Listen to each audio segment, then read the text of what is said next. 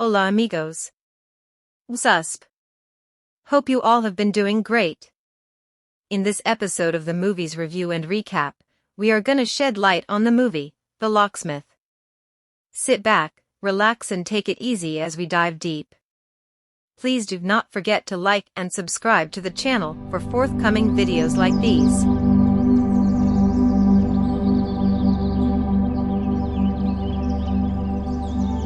The only pressing purpose this modest and excellent neo-noir appears to serve is probably to add emotional ideas of redemption to the list of neo-noir cliches. The film, which was directed by Nicolas Harvard and was based on a tale by Blair Kroeber, was written by John Glosser, Ben Kabialis, LaMont, and Joe Russo.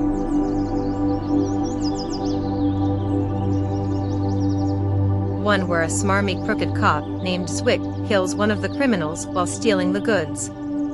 These criminals seem to have a lot of heart, merely attempting to establish a nest egg for their families. April is the name of Kevin's young daughter, who is the victim. Miller Graham, the locksmith, is engaged and the father of a young child. Miller gets to serve 10 years in prison for keeping quiet about the sleazy Zwick, who is played with the standard-issue corrupt cop confidence by Jeffrey Nordling.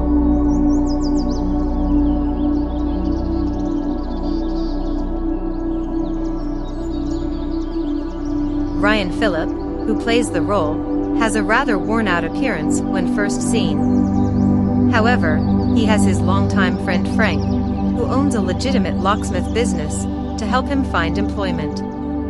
Beth, Kate Bosworth, a former fiancé who worked as a diner server, is now a police detective.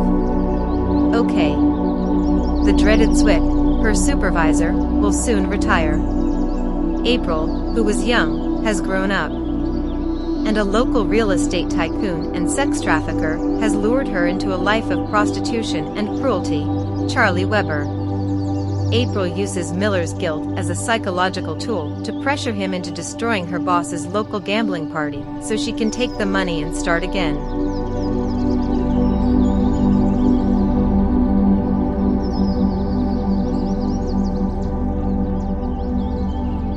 The most notable aspect of Miller's character is perhaps the fact that he is a complete pushover. Even though Spitz is bothering him again, he agrees to the job because he knows the crooked cop is in charge of the casino's security. Meanwhile, back at the police station, soon-to-retire Zwick is directing his officers in what he perceives as chess moves, one of which involves elevating the wary Beth to vice.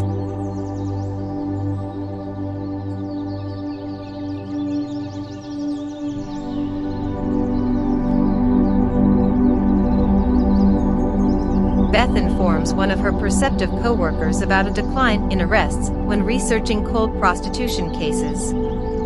He shrugs, it's a little town. The unidentified burg in this film is undoubtedly a little town, that much is true.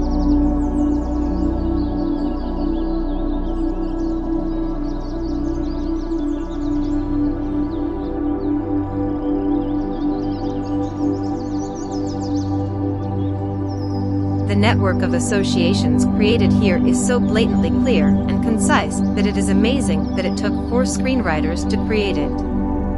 If The Locksmith introduces any innovation, it is in the way it neuters the genre. There is a femme fatale involved in all of this, but seduction is neither her area of expertise nor part of her plan.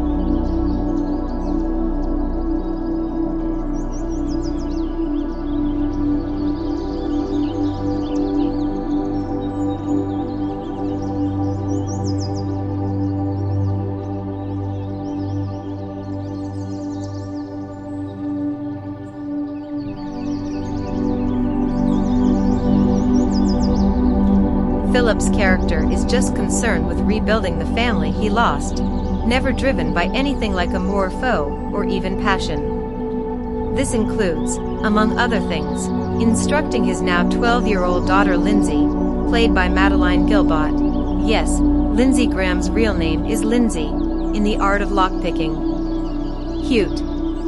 And according to Chekhov, possibly even practical in the pivotal scene. A scene incidentally, whose meaning can be interpreted as advocating the idea that men should never be sent into a woman's position of work.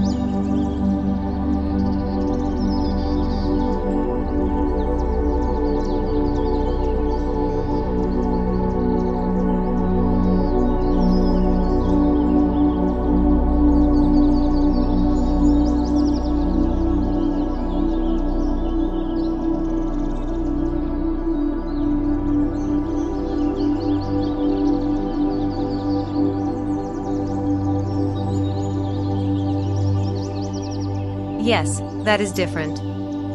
If only the filmmakers had conveyed it with a bit more zeal. The protagonist of The Locksmith is an ex-con out for vengeance who is being pursued by a vindictive cop while trying to protect his family. The title character, Miller, is a robbery-related character played by Ryan Phillip. When things go awry, his accomplice is slain.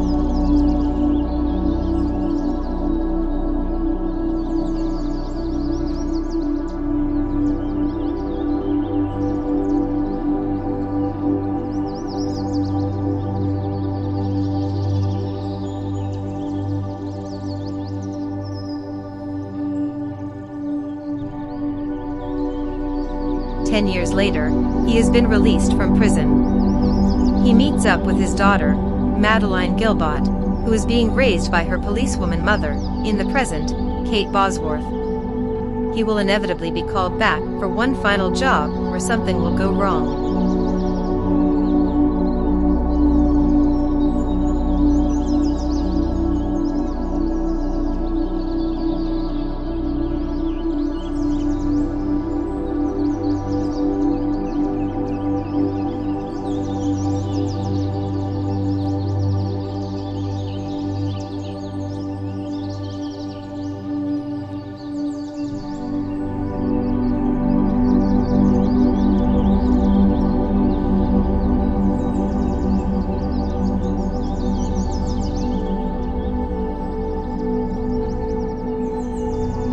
The first film that Nicolas Harvard has directed is a formulaic crime thriller, in which it is easy to predict every twist and turn. In its simple plot, the locksmith sees Miller battling a dishonest cop, Jeffrey Nordling, while he tries to save the sister of his dead old buddy, Gabriella Quezada.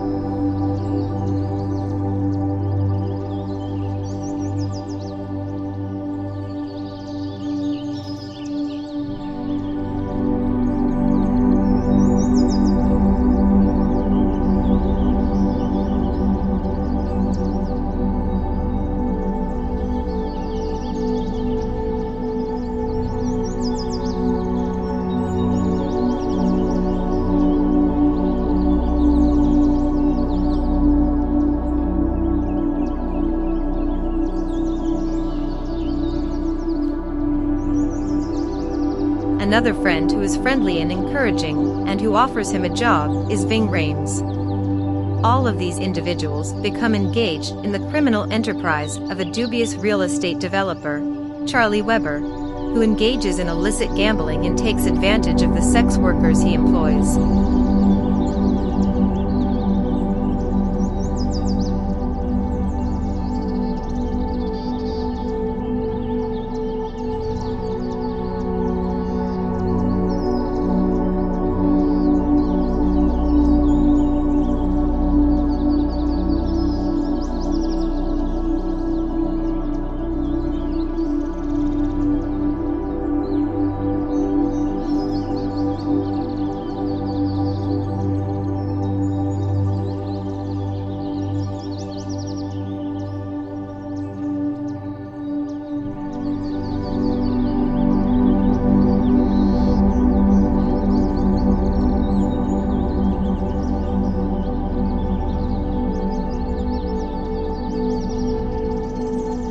The case is given to Miller's ex-wife by the police once they become involved.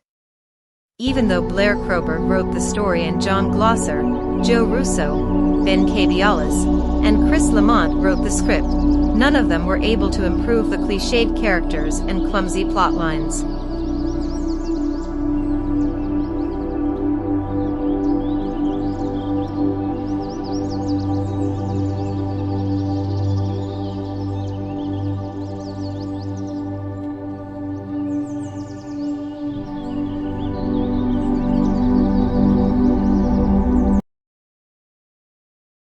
For the thrills in this thriller, Harvard includes a few robberies as well as a few gunfights.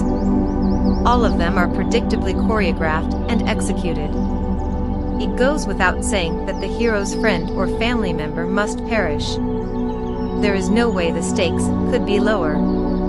The actors are only partially dedicated while dealing with these block characters and formulaic scenarios.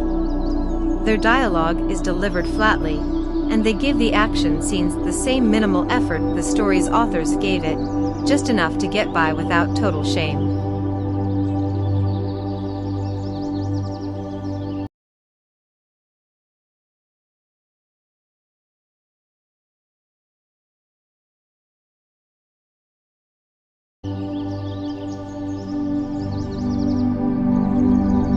Although Philip has a leading man physique, he doesn't give this role any depth or tragedy. He calmly says what needs to be said without emotion and then moves on. Rames makes vain attempts to give his role gravitas. He doesn't contribute enough to make a difference. Nordling, who had considerably greater success portraying a similar smarmy character on HBO's Big Little Lies, snarls his lines without elaborating on how this cop enjoys the respect of his subordinates, who blindly obey him.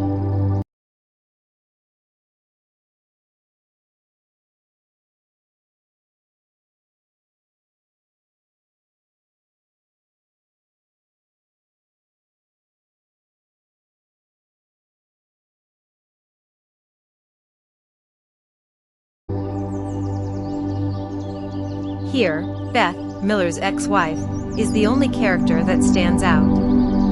She is a police officer looking into the case, as portrayed by Bosworth. She takes an active role in the movie's primary plot, unlike the usual damsel in distress or wife or girlfriend who watches from the sidelines worried about the male lead character.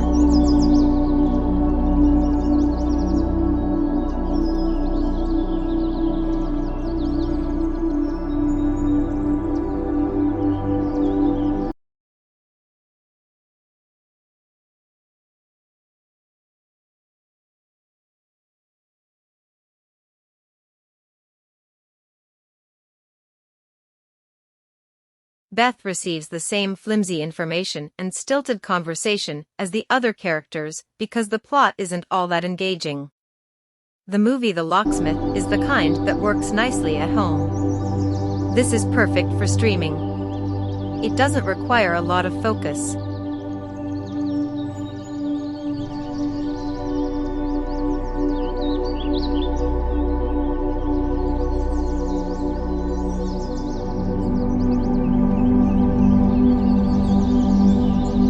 Customers might have ignored it, but every few minutes a loud bang, a gunshot, or an actor screaming would catch their attention. Nothing will be missed because the plot is so simple and similar to 1,000 other crime films.